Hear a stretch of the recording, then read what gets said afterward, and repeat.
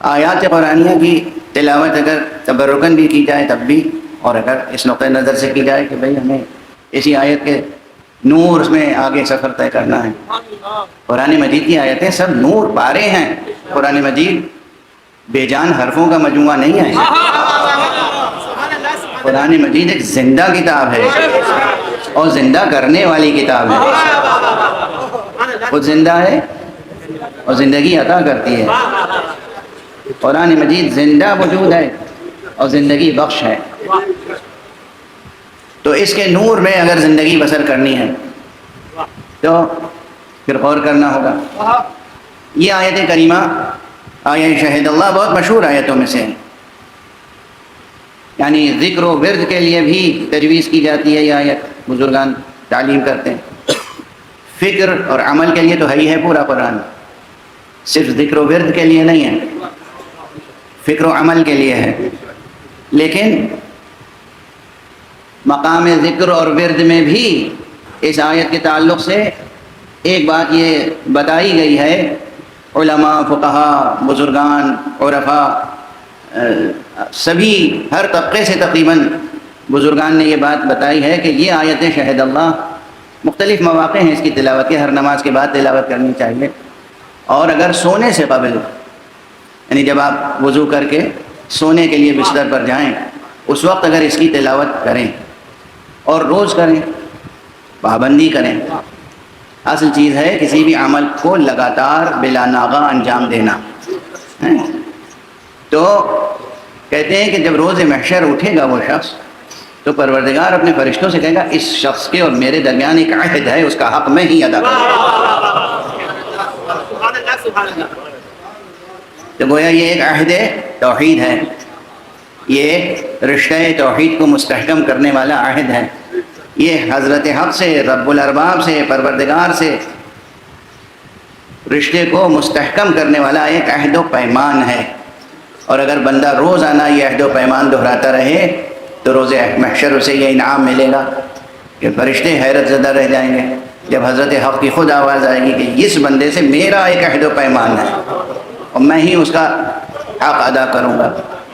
یہ وہ آیت ہے جو میں نے آپ حضرات کے سامنے تلاوت کی ہے، اور انشاءاللہ جہاں تک میری آواز جا رہی ہے مجھے یقین ہے کہ آج سے آپ حضرات اسے ترک نہیں کریں گے۔ کسی ایک آیت کے وفادار ہو کے دیکھیے،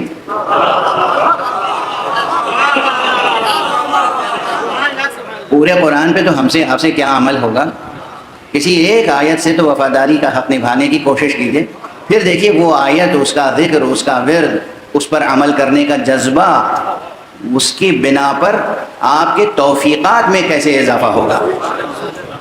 توفیقات میں یوں اضافہ ہوگا کہ جس کام کو آپ ناممکن سمجھ رہے ہوں گے وہ بھی سہل اور آسان ہوتا چلا جائے گا، جسے آپ ناممکن سمجھ رہے ہوں گے وہ بھی سہل ہو جائے گا، آسان ہو جائے گا۔ بہرحال اب ہم آتے ہیں اس آیت کے ترجمے اور اس کی ترجمانی کے مرحلے میں، لیکن طالب علمانہ انداز سے، بالکل مکتبی انداز سے۔ اس آیت میں یوں اگر شمار کیجئے تو تقریباً 15-16 کلمات ہیں، الفاظ ہیں، لیکن ظاہری طور پر جب آپ گنیں گے، جو حضرات عربی داں نہیں ہیں یا عربی جانتے ہیں پھر بھی ظاہری طور پہ، سرسری طور پہ گنیں گے تب بھی وہ مثلاً شہدہ کو ایک لفظ، اللہ دوسرا لفظ، انہو تیسرا لفظ، اور پھر اسی طرح گنتے چلے جائیں گے۔ لیکن جب عربی کے علوم ادب سے واقف ہوں گے آپ، نحو سے، صرف سے، اشتقاق سے، تو پھر معلوم ہوگا کہ یہ جو بظاہر ایک لفظ معلوم ہو رہا ہے یہ ایک نہیں ہے، یہ ایک سے زیادہ ہے۔ مثلا عربی کا نحوی، عربی گرامر جاننے والا انہو کو ایک لفظ نہیں سمجھتا، انا ایک ہے اور ہو اس میں دوسرا لفظ ہے جو جڑا ہوا ہے، ہو ضمیر ہے، انا حرف ہے۔ الملائکہ کو ایک لفظ سمجھ لیں گے آپ، لیکن الف لام الگ ہے، ملائکہ الگ ہے۔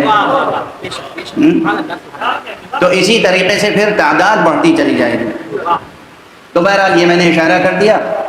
اب اگر آپ اسے سمجھیں تو طویل ترین فہرست تقریباً کوئی 18 گنے گا، کوئی 22 گنے گا، کوئی 26 گنے گا، چونکہ اس کے اندر بعض جگہوں پر جب ظاہری لکھے ہوئے الفاظ کی گنتی پوری ہو جاتی ہے تو بعض نحو سکھانے والے کہتے ہیں اب جو چھپے ہوئے لفظ ہیں انہیں بھی گنو.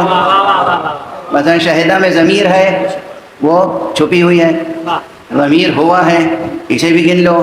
تمام الفاظ گننے سے اچھی طریقے سے پھر ترجمہ ہوگا. تو یہ ایک طریقہ میں نے عرض کر دیا مکتبی مدرسے والا، کیونکہ میری کوشش یہ ہوتی ہے کہ مجلس جو ہے مدرسے سے جڑی رہے، مکتب سے ہم آپ جڑے رہیں.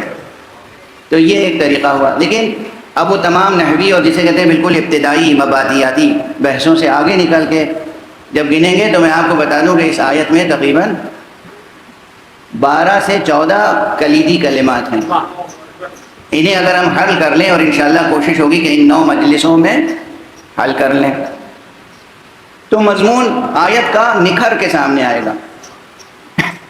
یعنی لکھے ہوئے جو ترجمے ہیں وہ پڑھنے سے وہ کیفیت نہیں پیدا ہوگی جو اس طرح مضمون کو ڈسکور کرنا پڑتا ہے. مضمون کو ڈسکور کرنا پڑتا ہے. ڈسکور کا لفظ بہت کارآمد ہے. الفاظ معانی کا اظہار بھی کرتے ہیں، معانی کے اظہار کا وسیلہ بھی بنتے ہیں، اور الفاظ ہی معانی کا پردہ بھی بن جاتے ہیں. وہ ریاضت کرو کہ معنی بے لفظ تک پہنچ جاؤ.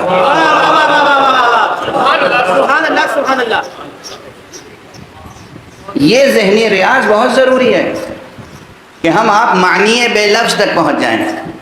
بہرحال اب جو ظاہری مضمون ہے اس آیت کریمہ کا وہ تو عرض کر ہی دیں، جو عام طور پہ ترجموں میں مل جائے گا آپ کو. آیت بظاہر معلوم ہوتا ہے کہ توحید کے مضمون سے متعلق ہے. شہد اللہ انہ لا الہ الا ہو، اللہ نے گواہی دی کہ کوئی نہیں ہے معبود برحق سوائے اس کے. اللہ نے گواہی دی بھی آپ کر سکتے ہیں ترجمہ، اور اللہ گواہی دیتا ہے یہ بھی ترجمہ کر سکتے ہیں. اللہ گواہی دیتا ہے کہ کوئی نہیں ہے معبود برحق سوائے اس کی ذات کے.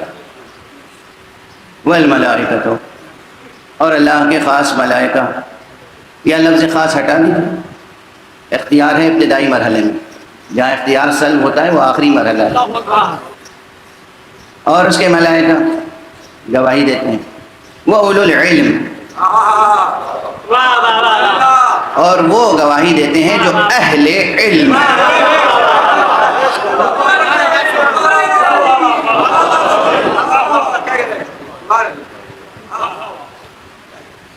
اولو العلم کے ترجمے میں اس وقت میں نے اہل علم کہہ دیا،